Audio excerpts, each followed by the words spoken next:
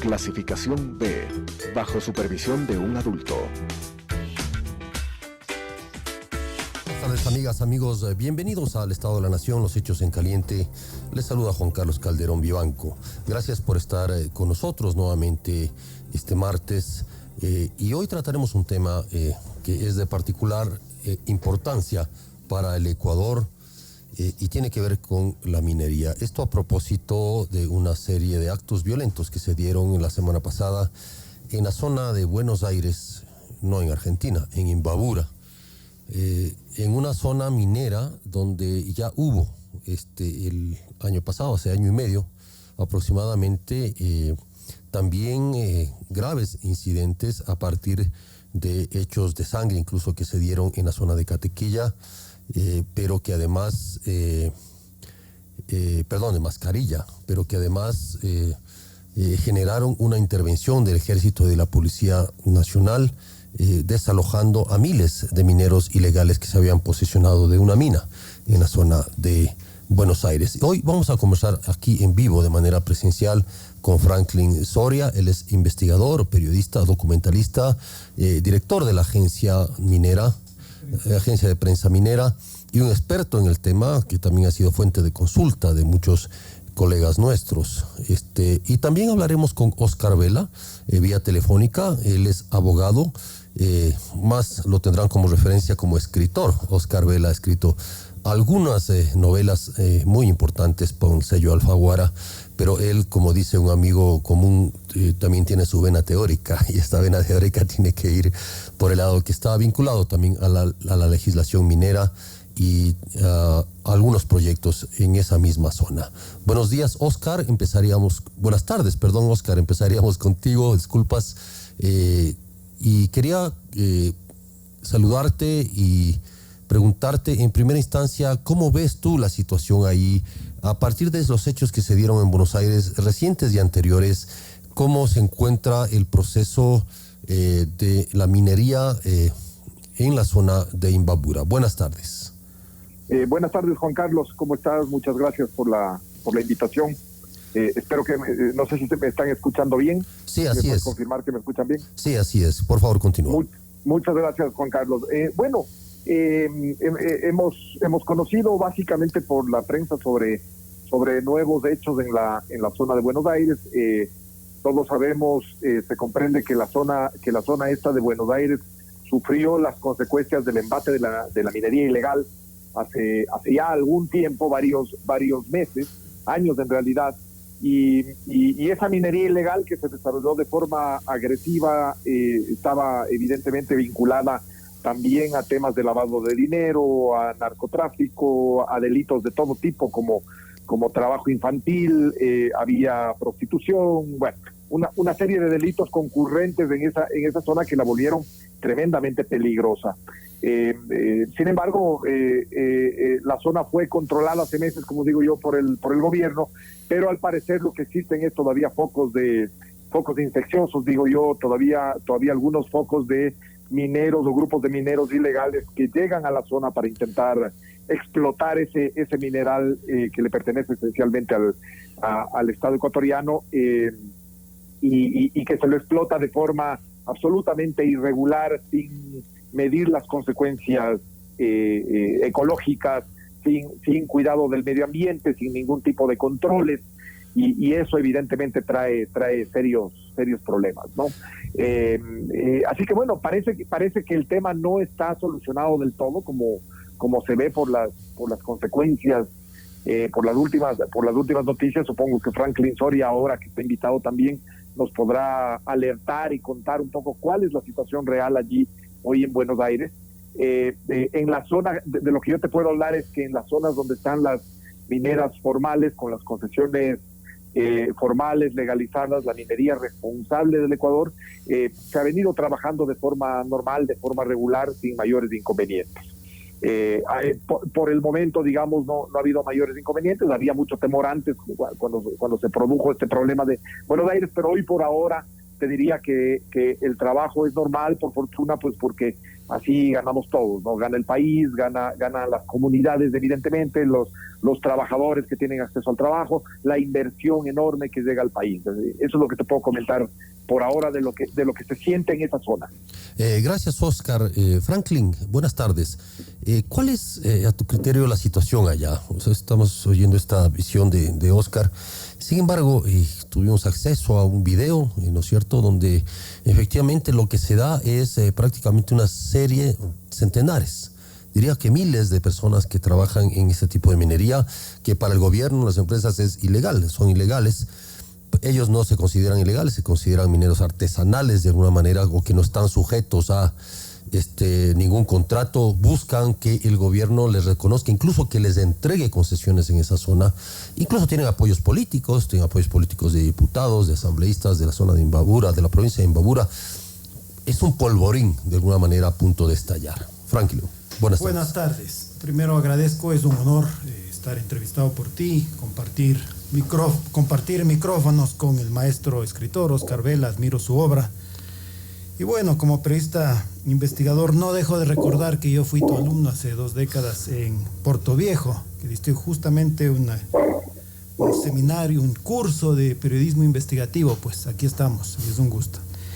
Buenos Aires es una población que está contaminada con el concepto de la minería ilegal, y que quien habla hace 2 años hizo un documental, El Oro Volador, y en ese tiempo yo pensé que una de las causas fundamentales de la minería ilegal era una mixtura entre la ausencia de empleo y la riqueza mineralógica de nuestro país. Hoy que hemos ido estudiando, investigando, construyendo, recorriendo el Ecuador, tengo otra premisa importante que compartir, y la minería ilegal es hija primogénita de la corrupción. La minería ilegal no podría existir en ningún escenario, ni aquí, ni en Colombia, ni en Venezuela, ni en Perú, sin la complicidad de algunos sectores de las entidades de control físico, carreteras, vialidad, insumos, y sin la complicidad de quienes deberían controlar el enriquecimiento ilícito, que en el caso de Buenos Aires se calcula superó los 10-15 millones de dólares generados durante 2 años de explotación brutal. Hoy se vive una cosa de lo más decepcionante. Aquellos locales, aquellos nativos de la zona de Buenos Aires, hace 4 semanas emitieron una solicitud al gobierno nacional, una cosa espurria, que les concesionen aquella zona de las INBAs que ya están concesionadas a una empresa. Lógicamente el gobierno tenía que negar. ¿Cuáles son las INBAs? Son las INBAs, los nombres. La zona de las minas, de la mina vieja, mina nueva, los olivos, donde están las vetillas superficiales, que es la que puede acceder la minería informal o la minería ilegal. Porque la otra pues necesita, como en el caso de Cascabel, la vecina empresa Solgold, vecina de Janrine, ellos tienen una profundidad tal que ninguna, ni siquiera en la pequeña minería nacional, podría acceder.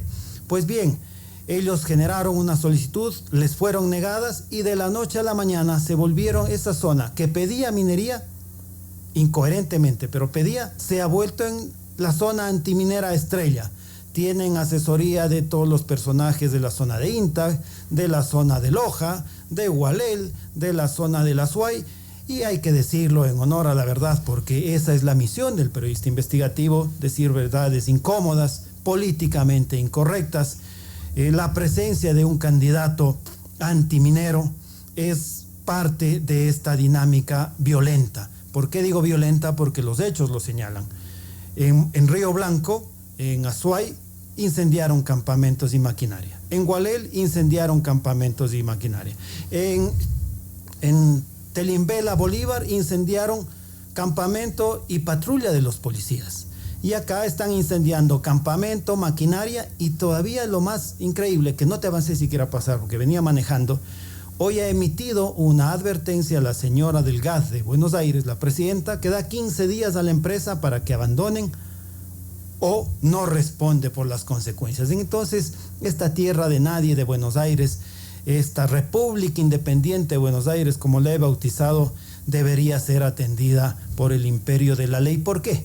Porque no es que son antimineros. En el fondo son mineros ilegales que ante la negativa coherente y justa del gobierno, de la autoridad minera, que no les podía concesionar donde está concesionado, de la noche a la mañana se han declarado antimineros radicales y incendiar, destruir propiedad privada, nacional o extranjera.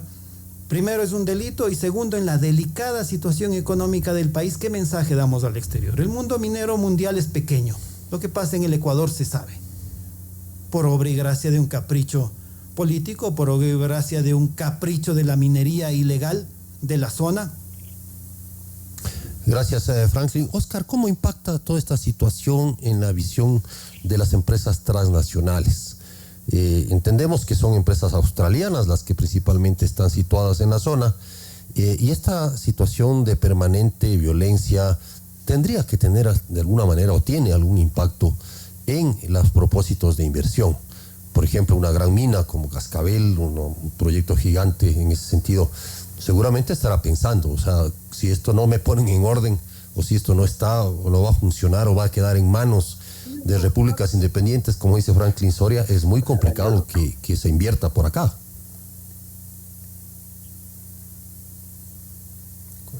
¿Aló? Oscar, no sé si me escuchaste. Sabes que te escuché mal al final, Juan Carlos, la última parte te escuché mal. La última parte, te repito, te decía que de alguna manera toda esta situación de incertidumbre y de grupos, incluso de cooperaciones informales que hacen los gobiernos locales en esto, cómo impacta en la visión internacional de las empresas que están en el Ecuador trabajando o esperando que proyectos estratégicos empiecen su producción. Bueno, sin duda, evidentemente estas noticias son desalentadoras, causan mucha preocupación en todos los sectores que buscan inversión y sobre todo, que es lo más importante a donde nosotros debemos apuntar como país, en los sectores que representan a las empresas mineras responsables, aquellas que cuidan efectivamente la legalidad, la protección del medio ambiente, que trabajan con tecnologías de punta, que generan además enorme inversión económica para el país. Por ejemplo, Juan Carlos, datos muy importantes para el Ecuador. En los últimos 3 años, la inversión extranjera directa, el 45% de esa inversión, alrededor de $3.500 millones, provienen efectivamente del sector minero. En 2024 se calcula que el 4% del PIB será solamente generado por la inversión de las empresas grandes mineras, con esencialmente 5 proyectos grandes. Imagínate el riesgo que significa todas estas noticias, toda esta campaña protagonizada, como dijo Franklin, por la minería ilegal, pero también por actores políticos que hoy pretenden inclusive llegar hasta la presidencia de la República, que son los grandes, quienes fomentan definitivamente la minería ilegal, haciéndose pasar por antimineros. No son antimineros, porque jamás les hemos escuchado nosotros quejarse o hablar o protestar siquiera de el drama humano que se vivió en Buenos Aires, o de los gravísimos problemas delictivos de esa zona y de otras del país ampliamente conocidas. Ahí sí no levanta la voz nadie. Sin embargo, han interpuesto como 4 consultas que ya le han sido negadas todas. La última acaba de ser negada la semana pasada por la Corte Constitucional a este personaje, que en lugar de dedicarse a trabajar en donde debería estar trabajando, en el cargo político en la prefectura para la cual fue elegido, se ha dedicado a hacer campañas antimineras, entre comillas, pero en realidad beneficiando a ¿quiénes? A los mineros ilegales, que son quienes están protagonizando estas noticias desafortunadas para el país, que evidentemente traen serias consecuencias, o podrían traer serias consecuencias para la inversión extranjera directa, esta que ha crecido tanto gracias a los enormes yacimientos que tiene el Ecuador hoy, descubiertos, catastrados, identificados en el país, y que además evidentemente también despiertan la codicia de la minería ilegal. Gracias, Oscar. Franklin, ¿qué es la minería ilegal? O sea, para explicar, para que nuestros oyentes lo entiendan, y la vez anterior, cuando hubo el tema de Buenos Aires, se había visto muchas personas, incluso nosotros realizamos entrevistas a estos mineros que fueron expulsados, formaron una asociación, me acuerdo, hicimos una entrevista grande con ellos en la revista Plan B, y se planteaban prácticamente como víctimas de un sistema, ¿no es cierto?, que les excluía. De un sistema que finalmente está controlado por el gobierno, las grandes empresas o medianas empresas, y que no permite que personas o mineros que han sido trabajadores cuentapropistas, por cuenta propia, accedan, ¿no es cierto?, a este tipo de riqueza en igualdad de condiciones. Ese era el argumento. ¿Qué tan cierto es esto? Porque lo que vimos ahí también fue la presencia de hombres armados, la presencia de un control mafioso, diríamoslo así, de toda la zona. ¿Cómo caracterizar esta complejidad en cuanto a este tipo de minería? Yo he pensado mucho, reflexionado sobre el fenómeno minero en el Ecuador, y evidentemente hay todo lo que tú dices. Vamos a empezar por lo más importante. Hay un drama de fondo, un drama humano, una tragedia, gente que necesita empleo, gente sin conocimiento y sin información, que es inducida por los grandes inversionistas. Me recuerdo que allá se hablaba en Buenos Aires, entre dientes, de que el que financiaba parte de esa operación ilegal era el chulquero de Mindo, un famoso chulquero de Quito, cambiador de cheques, que luego se había refinado, maquillado como inversionista turístico, y que allá se enteró y empezó a poner sus miles de dólares para financiar.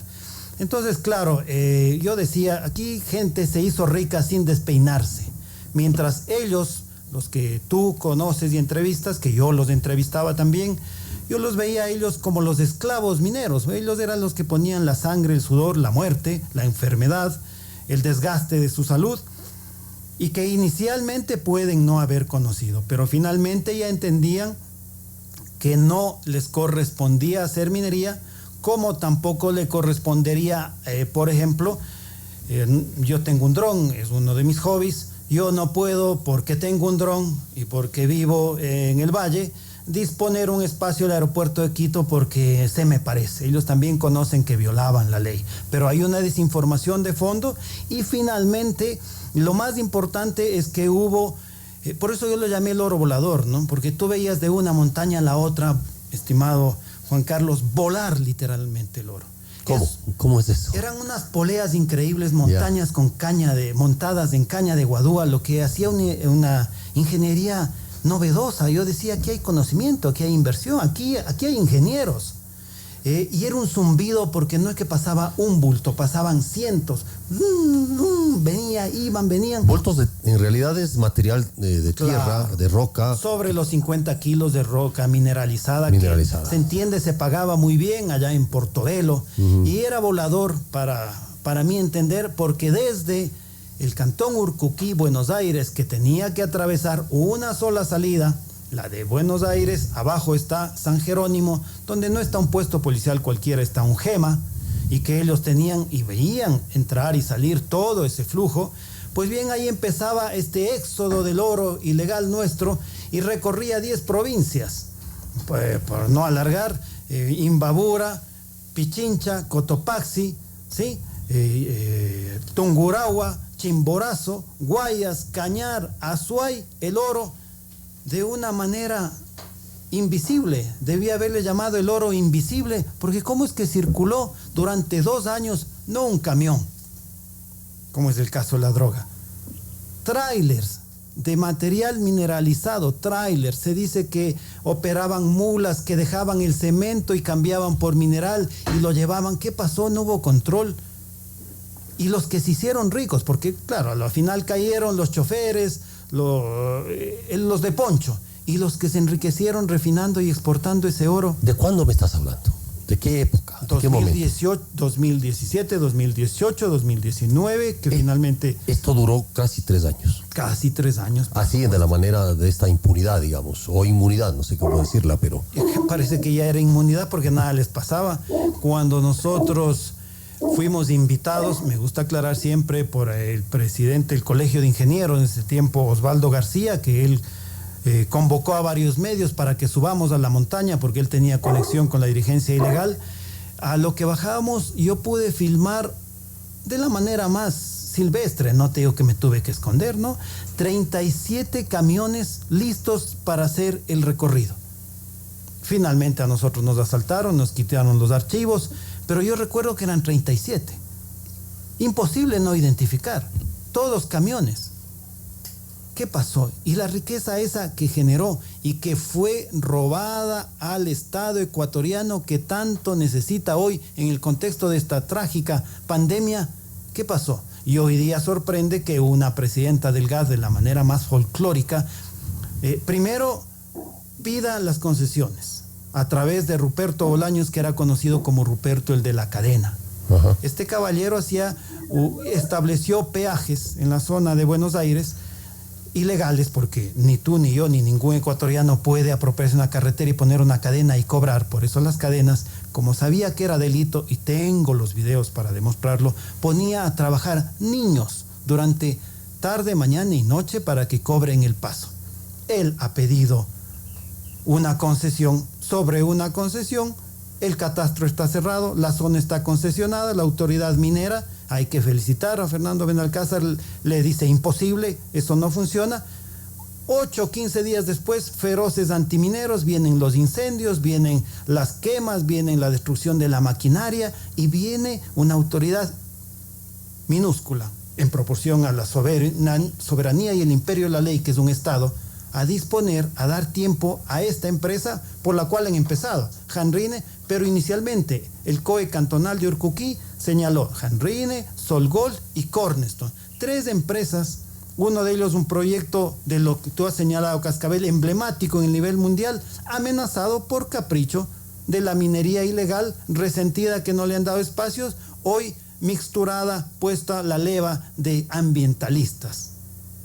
Gracias, Franklin. Oscar, luego del corte conversaremos contigo precisamente sobre cuál crees tú es los caminos legales y también institucionales por los cuales enfrentar este problema que se repite todo el tiempo y que parece no tiene solución. Ya volvemos. Perfecto. Estado de la Nación.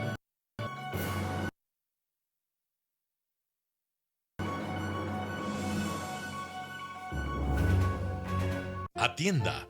Todos los días avisos clasificados gratuitos. Sintonice Telesucesos en Canal 29 UHF. Al inicio de cada programa, un segmento de 5 minutos. Un espacio de 1 hora de 5 a 6 de la tarde y de 10 a 11 de la noche. ¿Aún no has decidido qué hacer con la educación de tu hijo? ¿Estás buscando un centro de desarrollo infantil para tu pequeño? Preescolar El Parque es la solución. Nuestro compromiso continúa con la educación de los niños. Simplemente nos adaptamos a la nueva normalidad, aprendiendo en casa. Matrículas abiertas para el año lectivo 2020-2021. Aprovecha esta super promoción. Para los niños que se matriculen desde el 15 de agosto al 15 de septiembre de 2020, sortearemos 3 kits escolares. Comunícate ya al 0997-372-081 y sé parte de la gran familia El Parque. Recuerda, 0997-372-081. Preescolar El Parque. Somos tu mejor opción en educación inicial.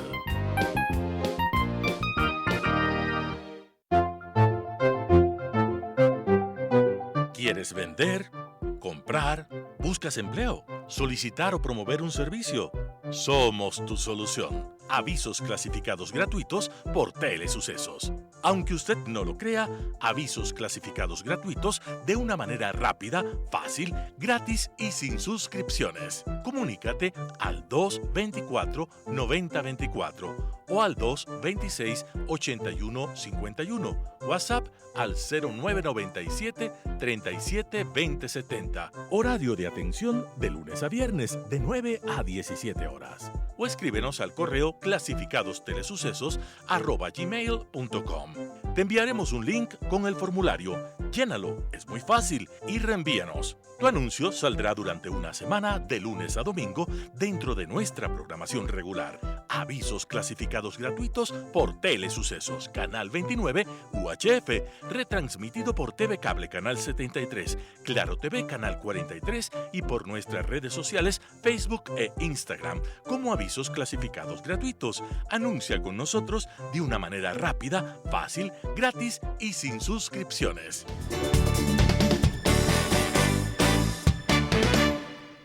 ¿Aún no has decidido qué hacer con la educación de tu hijo? ¿Estás buscando un centro de desarrollo infantil para tu pequeño? Preescolar El Parque es la solución. Nuestro compromiso continúa con la educación de los niños. Simplemente nos adaptamos a la nueva normalidad. Aprendiendo en casa. Matrículas abiertas para el año lectivo 2020-2021. Aprovecha esta super promoción. Para los niños que se matriculen desde el 15 de agosto al 15 de septiembre de 2020, sortearemos 3 kits escolares. Comunícate ya al 0997-372-081. El Estado de la Nación. Estamos con Oscar Vela, abogado, escritor, experto en temas de legalidad minera, y también con Franklin Soria, periodista, investigador, experto en temas mineros, director de la agencia de prensa minera. Tiene su página, si ustedes quieren estar enterados sobre este tema, prensaminera.org, donde se desembocan, se construyen las historias respecto a este fundamental sector de la economía nacional. Oscar, te preguntaba antes del corte sobre precisamente ante la realidad que presenta Franklin, un conocedor de la zona y también de todas las instancias mineras en el Ecuador. Este es un problema al parecer recurrente, es un problema que no se soluciona. Se mencionan muchos temas de corrupción, se mencionan muchos temas que violan, diríamos, la institucionalidad del país. A veces, evidentemente, como sucede mucho en el Ecuador, las leyes no importan o se acomodan para favorecer a cierto tipo de intereses. ¿Cuál crees tú que pueda ser una solución estructural a mediano plazo para que esto funcione, para que no tengamos este tipo de problemas, siempre tomando en cuenta que aquí, como decía Franklin también, hay también un factor humano, hay un drama humano que se vive y que de alguna manera es pasto, ¿no es cierto?, de este tipo de intereses. A ver, sí, Juan Carlos, lo primero que hay que decir es que evidentemente la actividad minera, como todas las actividades lícitas del país, de la nación, de los sistemas democráticos, subsisten, sobreviven y sobre todo se enriquecen, y es posible desarrollarlas en la medida en la que tengas un marco jurídico regulatorio que permita tener especialmente seguridad jurídica. Esa es la clave de todas las inversiones en términos generales de los países. La seguridad jurídica es esencial para que efectivamente tengamos inversión extranjera y para que esa inversión llegue, fluya hacia el país, teniendo las riquezas enormes que tenemos, que están comprobadas, como hemos mencionado, en el área minera. Existe un marco regulatorio, un marco normativo en el Ecuador que permite controlar las actividades. Existe también, y debo decirlo, la voluntad del Estado. Evidentemente hay ciertas instancias estatales que fallan o que no logran hacer ese control como es debido, como ha sucedido, por ejemplo, en Buenos Aires, hasta que no se hizo un gran operativo dirigido desde el Ministerio de Gobierno y Policía, inclusive con el Ejército Nacional en cooperación, no se logró desmantelar esa gran operación de la que hablaba Franklin hace un momento. Ese es un trabajo conjunto de varias entidades del Estado. Eso no se lo podía dejar esencialmente a la autoridad de control minero, eso era imposible. Pero esa posibilidad, esa legislación existe y es factible hacerlo. Ahora, evidentemente hay varios focos de ilegalidad que deberían ser controlados al mismo tiempo. Ahora tenemos la zona de Buenos Aires, pero también tenemos otras zonas en el sur del país que han sido permanentemente atacadas por la minería ilegal. En la medida en la que esos operativos, ese control jurídico, esas acciones legales de tutela que se piden en vía judicial, esas denuncias, son atendidas por la autoridad, por fiscales, por jueces, etcétera, las cosas podrían funcionar bien, pero ahí es donde se traban este tipo de operaciones. Normalmente en las denuncias que demoran los procesos de indagación en fiscalía, normalmente en la propia autoridad Arcom de control, Y entonces tenemos que llegar a los grandes operativos como fue el que se desarrolló para atender a la zona de Buenos Aires y que ahora vemos que tiene nuevamente esta actividad reciente, peligrosa, violenta en esas zonas. Entonces, mira, existe la legislación, Juan Carlos. Claro, Oscar, existe la posibilidad. Está bien, existe la legislación, existe la institucionalidad. Sin embargo, por ejemplo, en el caso de Buenos Aires, de esta zona minera, 2 años y medio en la misma situación, eso permitió que se vaya creciendo, incrementando las gentes, las personas ahí, se vayan consolidando, ¿no es cierto?, estos focos, hasta prácticamente convertirse en un cáncer.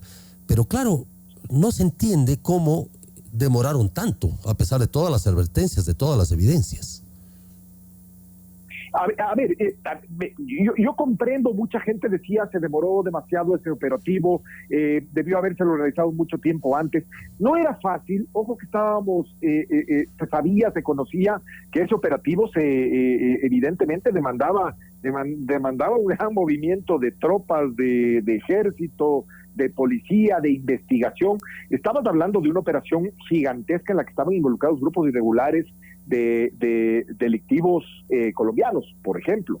Entonces no era un tema sencillo, no era un tema fácil. Había armamento importante. Probablemente Franklin nos puede hablar de qué tipo de armamento existía, de qué otros fenómenos habían allí. Franklin tiene un documental, como ya lo mencionó, desarrollado sobre esa zona. Entonces, creo que era un tema que se lo planificó bien, probablemente demoró, a lo mejor se podría decir, sí, a lo mejor el Estado demoró, pero se lo hizo. Ahora tenemos nuevos focos de minería ilegal allí, focos renovados de esa minería ilegal. Bueno, probablemente habrá que hacer muchos esfuerzos mayores en cuanto a seguridad, en cuanto a control y en cuanto a desalojo nuevamente de esa zona. Ya sabemos que es una zona conflictiva, que es una zona peligrosa y el Estado nuevamente tendrá que intervenir. Desafortunadamente, esta es la realidad de la minería en el país. Estamos viviendo en esa realidad con esa gente, con esas necesidades de las que hablaba Franklin, y con una enorme riqueza en el subsuelo, una enorme riqueza además aflorada en la zona de Buenos Aires, está encima, casi superficial. Esa es la riqueza que esta gente busca, como de lugar, sacarla de forma ilícita. Yo creo que en la medida de que estos operativos continúen y de que se siga haciendo el esfuerzo de parte del Estado y de todos los organismos estatales que pueden colaborar en esto, entonces podremos conseguir efectivamente que se mejore la situación de la zona de seguridad, sobre todo, y que se controlen los bienes del Estado, que es lo esencial. Pero Oscar, yo reitero la pregunta, y está bien, se pueden hacer los operativos, mantener un control policial, aunque vemos que de pronto no, por el tema incluso de la corrupción, no es tan efectivo. Sin embargo, el problema social persiste. A eso voy. O sea, son miles de mineros. Miles. Gente de los que yo entrevistaba y pude conocer. Había gente que incluso había perdido su empleo en este gobierno, en la época antes de Buenos Aires. En la Navidad eran cerca de 800 personas, me contaba un grupo, porque son grupos, ¿no es cierto?, que se asocian, que habían llegado allá en busca de algún tipo de sustento. Entonces, mucha gente de este tipo, informal, o que haya sido minera, o que está sin empleo, ve en la minería, en la posibilidad de conseguirse un gramo de oro, de alguna manera, ¿no? Una forma de subsistencia. ¿Cómo, te pregunto, sí, reprimir todos estos intentos, pero no sería mejor de alguna manera buscar un justo medio en donde se puedan incorporar a estas personas? ¿O cómo lo ves tú? ¿Es posible hacer eso? A ver, pero es que aquí hay que distinguir una cosa, Juan Carlos. Tienes toda la razón en ese análisis. Sin embargo, hay que ver cuál es el origen de todo esto. Y el origen de todo esto son grupos irregulares, mucho dinero de por medio, inversiones gigantescas de gente que maneja y conduce a esas personas a esa situación. Además en evidente estado de esclavitud, como comentó Franklin, lo que había allí era esclavitud de verdad. Volvimos a la época de la esclavitud, del trabajo infantil, una situación calamitosa de esa pobre gente. Entonces, no es que vamos a atacar a esa pobre gente que iba a tratar de conseguir una pepita de oro en esa zona. No, esa gente estaba manejada, controlada, dirigida por grupos irregulares enormes, por enormes poderes económicos ilegítimos, que trataban o que explotan a esa gente en la zona. Eso es lo que tenemos que comprender.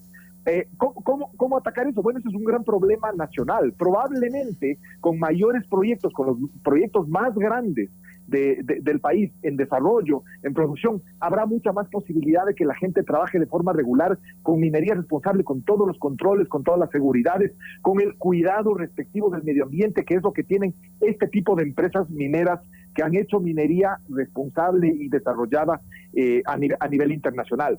Si nosotros queremos atacar eso, bueno, hay que lograr y conseguir efectivamente hacer eso. Pero tenemos que comprender que el fenómeno era otro. El fenómeno y el enemigo en este caso no es esa pobre gente. Esa gente es tan víctima como el mismo Estado y como toda la gente que está perjudicada por la minería ilegal. Esa gente es víctima de este fenómeno y tenemos que atacar eso, comprender que se trata de grupos irregulares y de grandes financistas internacionales, en este caso, procedentes de grupos irregulares como las FARC, que invierten en este tipo de proyectos. Imagínate el negocio rentabilísimo que es sacar oro, procesarlo y lavar el dinero ilícito el resultado del narcotráfico allí, en una zona potencialmente enorme, gigantesca. Creo que ese es el tema que hay que comprenderlo. Gracias, Oscar. Cuando Franklin Soria hablaba del GEMA, que es porque el Estado, entiendo, lo reconoce si pone al GEMA, al grupo GEMA, que es el Grupo Especial Móvil Antinarcóticos de la Policía Nacional, un grupo de élite de la policía, a controlar la zona y sin embargo es muy complicado controlarla.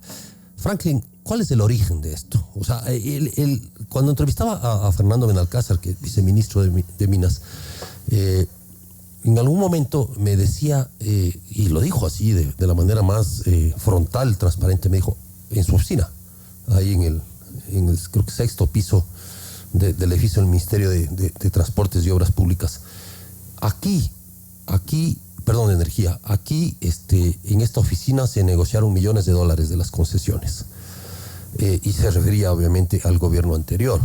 Y ahí tenemos precisamente un problema. El ENAMI, o sea, y toda la autoridad minera, ¿cómo crees que ha funcionado en este tema? Me gustaría, antes de contestarte, referirme y valorizar algunos hechos que remitió Oscar. Dentro de la historia minera del Ecuador y América Latina, el operativo de desalojo a Buenos Aires tiene un mérito y una particularidad que merece ser destacada. A pesar de la presencia de gente armada allá en la montaña, de la cantidad de personas y de lo belicosos, radicales que estaban aquellos mineros que no querían salir, fue un desalojo pacífico y eso merece ser reconocido. Segundo,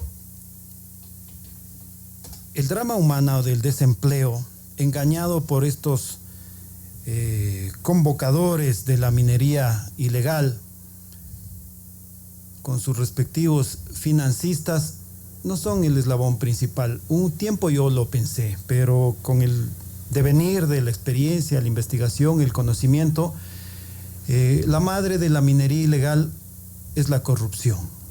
Y la corrupción de las burocracias. Primero, la forma como se centralizaron concesiones en un catastro minero, donde, por ejemplo, hay empresas y personas que nunca han hecho minería y tú en el catastro minero ves que tienen cientos de concesiones paralizadas bajo pretextos de que no pueden operar porque les falta el plan ambiental, la licencia ambiental. Entonces el MAE tiene represado las licencias ambientales porque no tiene suficiente personal para atender las demandas de los artesanales o pequeña minería. Entonces en ese espagueti tan propio de las burocracias se camuflan las corrupciones, las corruptelas.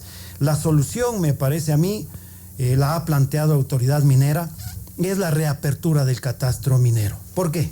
Porque primero eso implica depurar un catastro minero que tiene muchos especuladores que no operan minería, que tienen suspendida, la tienen secuestrada aquellas áreas que podrían ser espacios de generación de empleo, de encadenamiento productivo, de divisas para la dolarización, de impuestos para el Estado, de regalías para los GATS, y que están ahí paralizadas bajo argumentos legales, bajo argumentos burocráticos, en contubernios con burócratas de larga data.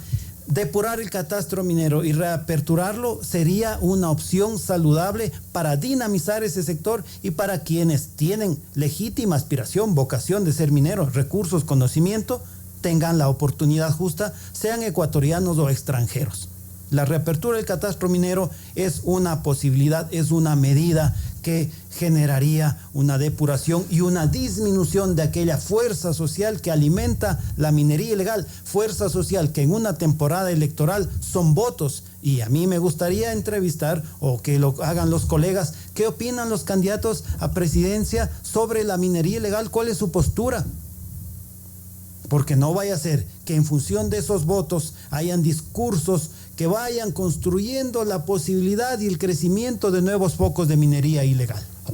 ¿A qué te refieres con los especuladores? ¿Qué son los especuladores? Un especulador de áreas mineras es alguien que, en contubernio de un burócrata de larga data en ENAMI o en el ministerio, adquirió y consolidó a través de información privilegiada qué áreas eran buenas para hacer minería. Se las fueron otorgadas, por ejemplo, en Zamora hay unos casos de un señor que pertenecía al mismo Ministerio de Minas en ese tiempo. Él, con los suegros, con la hermana, con las novias, con las amantes, tiene hasta el día de hoy varias concesiones mineras. ¿Cómo las tuvo? Porque él sabía qué áreas, las concesionó, las facilitó y las tiene, porque ya es un derecho adquirido que el Estado cedió a esas personas. Hay que sanear, hay que ver cómo fue entregado, quiénes acapararon, depurar, quitarlas y abrir para que los legítimos aspirantes desde mineros artesanales, pequeña minería, si fuese el caso mediana minería y también mega minería, tengan nuevas opciones. Esto no significa, porque sabemos que los antimineros tienen un discurso radical pero falaz, dirán que se va a concesionar todo el territorio nacional. No, ya ha establecido la Constitución, la consulta popular, las leyes, qué espacios y solamente aquellas áreas que no son ni acuíferos, ni áreas urbanas, ni parques nacionales, siempre y cuando tengan potencial minero, podrían ser susceptibles de concesionarse. La reapertura del catastro minero es una medida salomónica. Ahora, Franklin, hay un enorme potencial político en la antiminería. Y te lo digo porque evidentemente está representada incluso una candidatura de Yacu Pérez o Carlos Pérez, antes como se llamaba Guartambel. Él ha sido un encabezado, un vanguardista en este tema, en el tema antiminero. En la zona de la SUAY incluso ha promovido. Y esto ha generado un apoyo incluso político de muchos jóvenes que están asociando el tema antiminero con el ambientalismo, con la protección del ambiente. Y tiene que ver con un discurso que, de alguna manera, con o sin razón, ataca a la gran minería como la que afecta directamente el uso del agua y del medio ambiente. Y tenemos otro tipo de ejemplos. No desconocemos, por ejemplo, el impacto que tuvo en los pueblos Shuar, ¿no es cierto?, en el suroriente, con la empresa Ecuacorriente y todo lo que significó estos capitales chinos en su momento en la zona sur oriental del Ecuador. Entonces ahí lo que tienes es un discurso político, ¿sí?, que encanta a los jóvenes o muchas otras personas también que se declaran ambientalistas, como la antiminería, pero también hay acciones de empresas que de alguna manera no cumplen lo que tendrían que cumplir. Ahí viene el papel del Estado, regulador y sancionador. Nosotros denunciamos en el mes de diciembre, con una filmación humilde, sencilla, de dron, como plantas legales establecidas con permisos del ambiente, con visitas regulares de los funcionarios de ARCOM en Portobelo, provincia del Oro, se daban el lujo de contaminar el río Galera. A las 11 de la mañana vertían una masa espesa, viscosa, que convertía ese río 2 kilómetros antes en cristalino, en un río plomo. Ese documental lo narra el río Plomo. Nosotros lo denunciamos. Nunca vimos a los ambientalistas por allá. Nunca vimos hacer ese trabajo. En Buenos Aires, una de mis denuncias, y el documental que te pasé, es la herencia de los ilegales, es el gran pasivo ambiental dejado por la minería ilegal. Nosotros filmamos, nosotros denunciamos. ¿Dónde están los ambientalistas? Los ambientalistas están donde hay réditos políticos falaces, como el de señalar que la minería de que toda mina contamina. En realidad, toda actividad humana tiene un impacto sobre el medio ambiente. La minería ha evolucionado y debe ser controlada de manera que si tiene un impacto negativo sobre el medio ambiente, sobre el ambiente, sobre la naturaleza, primero sea sancionado y luego resarcido aquel daño. Sin embargo, yo señalo que es falaz e incoherente, incompleto el discurso ambientalista radical antiminero, porque la única forma de disminuir la contaminación, todo el mundo lo señala, los científicos, es reducir el consumo de los combustibles fósiles.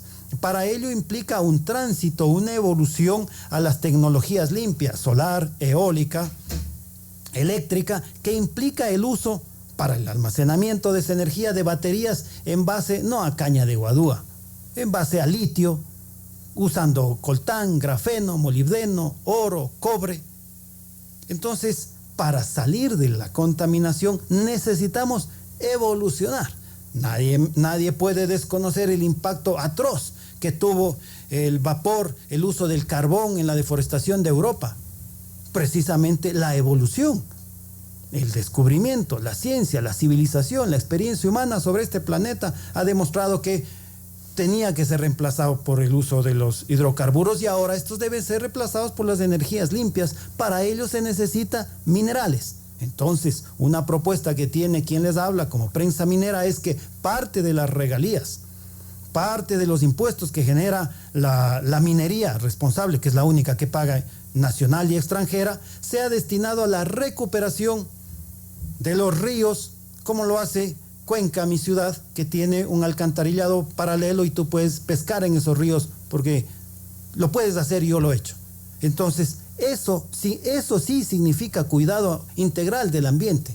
Y no es solo la minería la que afecta también la ganadería, también la agricultura, también el día a día y las grandes ciudades como Quito, Guayaquil, Manta, Portoviejo, Machala, que asesinan ríos. Necesitamos recursos que pueden salir de la minería para tratar esos ríos. ¿O es que siempre vamos a tener que ver cómo apesta? Porque la palabra es apesta, el Valle de Pomasqui, Cumbayá, el río Pita, todos apestan. Y no hay minería. Necesitamos recursos para operar sobre esos problemas ambientales directos y solucionables y no sobre aquella supuesta utopía, aquella bandera extremista que además termina comulgando. Y lo podemos demostrar con los hechos. Río Blanco incendiaron el campamento, tiempo después entró la minería ilegal. Hoy día están incendiando, Buenos Aires entrará la minería ilegal. Hubo un rechazo ambiental en Sucumbíos, ahora hay minería ilegal. Coinciden en discurso, actores y escenarios. La antiminería extrema y la minería ilegal. Oscar, contigo terminaríamos una pregunta final para ti más bien, porque este programa termina a las 7 de la noche y quería preguntarte esto: ¿cuál es la responsabilidad de las empresas en todo lo que plantea Franklin? Aquí, de alguna manera, como decía, hay pasivos ambientales. Las denuncias mundiales difundidas a través de redes sociales impactan muchísimo también en esa visión que se tiene, no exenta también de razón en parte sobre los impactos ecológicos de la minería. ¿Cuál, a tu criterio, es la responsabilidad de las empresas en este plano? Bueno, a ver, evidentemente impactan, esas noticias impactan en todo lado. Como decía Franklin, a ver, toda actividad humana tiene un impacto. La minería sin duda tiene un impacto, pero es imprescindible para el desarrollo, como mencionaba el propio Franklin, para el desarrollo de la humanidad, en nuestro caso para el desarrollo del país, además, dadas las circunstancias económicas y la enorme riqueza que se ha descubierto en los últimos años. Fíjate que es la primera ocasión que tenemos a las principales empresas del mundo, las principales empresas mineras del mundo, las más grandes de todas, con presencia en el Ecuador. Por primera ocasión, eso no se da en ninguna parte del mundo. Se da aquí en el Ecuador porque la riqueza esta enorme llama a esas inversiones. Y tenemos que agradecer que vamos a contar con esas grandes empresas, que son las empresas capaces de ser responsables, de tener estándares de calidad enormes, muchísimo más amplios, inclusive más grandes, más extensos y mucho más rígidos que los propios estándares de protección del Estado ecuatoriano. esos estándares de esas empresas son la presentación, la carta de presentación con las que vienen acá a trabajar de la mano, y sin duda tendrán que trabajar de la mano con cuidado del medio ambiente. Todas esas grandes empresas, además, Juan Carlos, hay que comprenderlo, trabajan también con las grandes ONGs de cuidado medioambiental del mundo, van de la mano, porque la minería tiene que ir de la mano efectivamente con la protección del medio ambiente y trabajar conjuntamente para un desarrollo sostenible. Es la única posibilidad de sacar adelante estos grandes proyectos, sin olvidar que todos los fenómenos de los que hemos hablado ahora, básicamente de minería ilegal, que están atados sin duda alguna, como decimos, a inversión y a dinero ilícito, a lavado de activos y a una serie de fenómenos además delictivos, son los que originan estos focos de violencia que terminan, en definitiva, llevando allí, como dice Franklin, a los, o creando, o originando, o resurgiendo, como en el caso de Buenos Aires, los focos de estos de minería ilegal, que es la que mayor contaminación produce, la que mayor daño produce al medio ambiente, porque no tiene ningún tipo de control, no está sujeta como una gran empresa minera, por ejemplo, a rendir garantías, cauciones y su propia responsabilidad y su propia imagen para poder cubrir eventuales daños ambientales que pueden ocasionarse. Entonces, eso es lo que hay que tomar en cuenta. Acá no existe ningún tipo de control. O les desalojamos y erradicamos la minería ilegal, o será la que devaste absolutamente con la gran riqueza ecológica que tiene este país. Tiene que hacerse un trabajo conjunto entre el desarrollo minero y en este caso, que es digamos el gran futuro económico hoy del país, y el desarrollo ecológico, el cuidado del medio ambiente que todos reclamamos sin duda alguna. Oscar, muchísimas gracias por haber estado con nosotros. Ha sido muy ilustrativo tu criterio. Muchas gracias, Juan Carlos, y gracias por compartir con Franklin este espacio. Gracias. Una pregunta final para ti, Franklin, y es algo que me preocupa, con la gente que he conversado también le preocupa esto. El Ecuador ha tenido 40 años de explotación petrolera, y ahí está el Ecuador. ¿Qué le va a garantizar a este país que 40 años de explotación minera no termine precisamente con grandes huecos, con la riqueza por fuera del Ecuador? Además, una riqueza que no se comparte, ¿no? Además que es una riqueza muy grande y en crecimiento. ¿Por qué en crecimiento? Porque el polimetálico inicial puede arrojarte lo que se está exportando: oro, plata, cobre, pero también molibdeno, grafeno y otros. ¿Qué es el polimetálico? Compuesto polimetálico es aquella masa pastosa que se exporta a China o países que tienen hornos donde pueden separar los metales y depurarlos. Como refinerías, ¿no es cierto? Como refinerías, que el Ecuador debería pensar en tener una para saber precisamente qué tenemos y por qué nos está Ahí está planada la del Pacífico, ¿por qué no ponemos de una? Porque lamentablemente está muy lejos. aquella estación galáctica que se inventaron, primero que dañaron aquella bella zona de Pacoche, pero sin ninguna lógica, ni siquiera para el petróleo, menos para la minería, ¿sí? Entonces, ningún megaproyecto por sí solo genera desarrollo si no tiene engranajes con el desarrollo local, si los recursos que genera esas regalías no vuelven a los cantones. Es un legítimo clamor de la zona de Zamora. Dice, generamos pero no vuelve, y eso es responsabilidad del Ministerio de Finanzas, ya no de la minería. Y finalmente también porque, esto es importante señalar, más importante de que el Ecuador tenga o no una refinería de metales, es que haya un giro en la educación. ¿Por qué te digo esto? Porque finalmente vienen, y enhorabuena que vengan, extranjeros conocedores, pero nosotros no tenemos ningún instituto técnico de metalurgia para que nuestros jóvenes, en lugar de engrosar estos universos de abogados que tenemos, con todo el respeto para los abogados, porque yo también lo quise ser, luego me hice periodista, sean técnicos.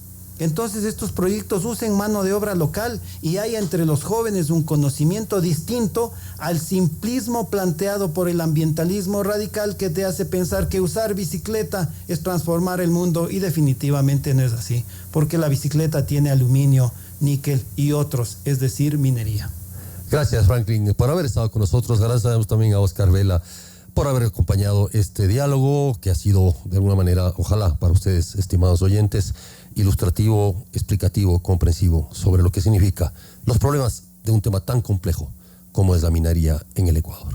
Muchas gracias, su cordialísima atención. Hasta el próximo jueves. Las opiniones vertidas en este espacio por la producción y dirección del programa son de exclusiva responsabilidad de sus autores y de quienes intervienen en ellos. Telesucesos Canal 29 UHF presentó El Estado de la Nación, un espacio para hablar sobre la coyuntura política del país de forma crítica e independiente, con Juan Carlos Calderón.